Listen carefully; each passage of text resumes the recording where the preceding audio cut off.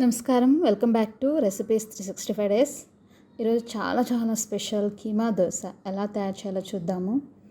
చెప్తుంటేనే నోరుతుంది కదా, సో ఇంకా చూస్తే ఇంకా ఖచ్చితంగా ట్రై చేయాలనిపిస్తుంది.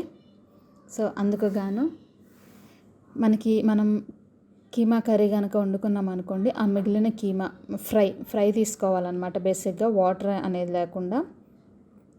అలాగే దోశ పిండి తీసుకోవాలి. ఆల్రెడీ రుబ్బుకునేటప్పుడు ఉప్పు వేసేసుకున్నట్టయితే అవసరం లేదు, లేదంటే యాడ్ చేసేసుకోండి.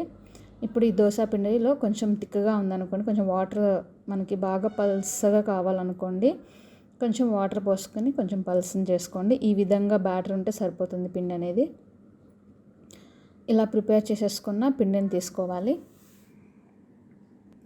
ఇప్పుడు దోశ ప్యాన్ని పొయ్యి మీద పెట్టి వేడి చేసుకోవాలి. ప్యాన్ వేడెక్కిన తర్వాత మాత్రమే దోశ పిండి వేయండి, లేదంటే దోశ అనేది సరిగ్గా రాదు. బాగా వేడెక్కిన తర్వాత ఇలా పిండిని వేసుకుని బాగా పల్చగా ఇలా స్ప్రెడ్ చేసుకోండి.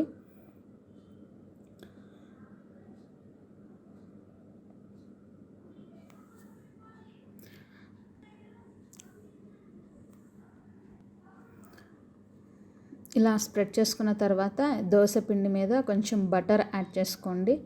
బటర్ అలాగే ఆయిల్ని కూడా యాడ్ చేసుకోవాలి.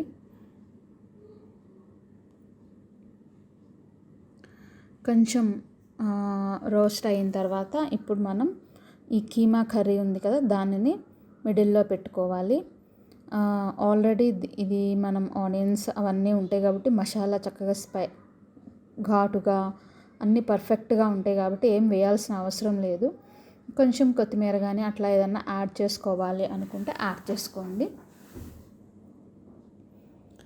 ఇలా ఈ విధంగా దోశ మీద పెట్టుకొని మొత్తం అంతా స్ప్రెడ్ చేసుకోండి. స్ప్రెడ్ చేసుకున్న తర్వాత కింద దోశ అంతా బ్రౌన్ కలర్ వరకు టోస్ట్ అయ్యే విధంగా ఉంచండి. అలా టోస్ట్ అయినట్టయితే కనుక దోశ అనేది చక్కగా క్రిస్పీగా వస్తుంది. సో మొత్తం అంతా బాగా ఫ్రై అయిపోయిన తర్వాత ఇప్పుడు దీనిని దోశని తీసుకొని వేరొక ప్లేట్లో తీసుకోండి.